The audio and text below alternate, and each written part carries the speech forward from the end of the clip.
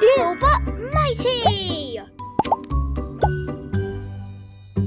Welcome back everyone, it's me, Teacher Wen Hee from Little But Mighty. In this second part of this video series on composition writing, I'm here to share with you another way so that we can bid farewell to those boring introductions. If you're ready, let's get into it.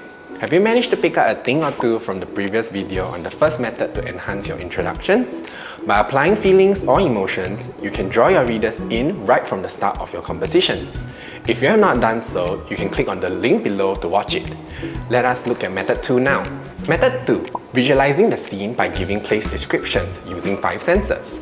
Another way to tackle the introduction is actually through something as simple as giving proper place or setting descriptions.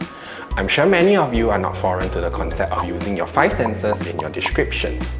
However, do you know that if a student just indicates a place without descriptions, for instance, I was at home or I was in school, they have wasted a golden opportunity to provide more details on how the place or setting may have an important relevance to the story.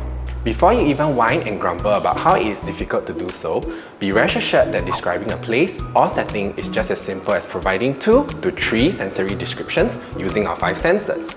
The common 3 being sight, hearing, touch, and occasionally smell or taste. Let me show you how this can be done in 3 simple steps. Number 1, think of the location for your story. Keep in mind that this is where the main event should occur. For example, if the story involves the main character winning a race, then the appropriate setting would be at a running track or sports stadium. Number 2, brainstorm the people and things that will normally be found as well as activities that will usually occur at this location. Number 3, use your 5 senses to describe these people, things, and activities. For instance, you can describe how the spectators broke out in loud cheers when the main character crossed the finish line. In this situation, you are using the sense of hearing to describe what is happening at the setting. Now I'll share with you some common locations with the relevant place or setting descriptions that you can apply to your own stories. Here's an example of a place description that you can use to describe a school corridor. Boisterous chattering filled the air as I jostled through the throng of students in the school corridor. Here's an example of a place description for indoors at the cinema. The aroma of popcorn wafted through the cinema hall as some patrons took a bite of their sweet caramel snack while waiting for the movie to start. As the opening sequence played out on the screen and the lights began to dim, the noisy chatter among the patrons dwindled. Here's an example for a place setting for the outdoors, at the park.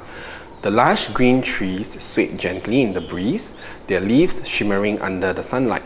The fresh scent of grass and earth filled the air, mixed with the sweet fragrance of blooming flowers.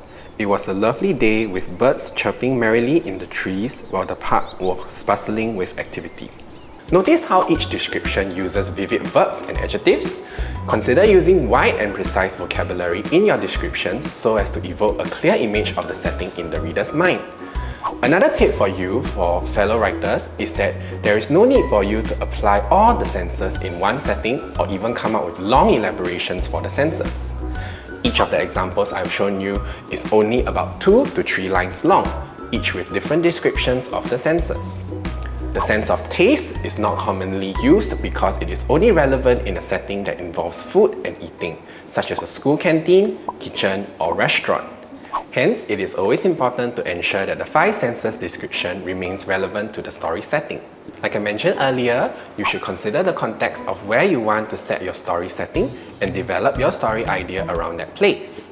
In this way, it keeps your story consistent in one location unless it is necessary for you to mention another location. If this happens, you would then need to make the necessary transition when the story shifts to a different setting. That's all the time I have for this video, and I hope you managed to learn something new or pick up some new tips. Do try coming up with your own descriptions of a place or location setting using the 3 simple steps that I have shared with you. Next time in the series, I will be talking about something that has to do with a flash from the past. If you know what it is, be sure to stay tuned. If you enjoyed this video, do check out our other blog posts and videos for more useful English tips. Don't forget to like, share and subscribe. Stay smiley folks, and I'll catch you all next time. Bye!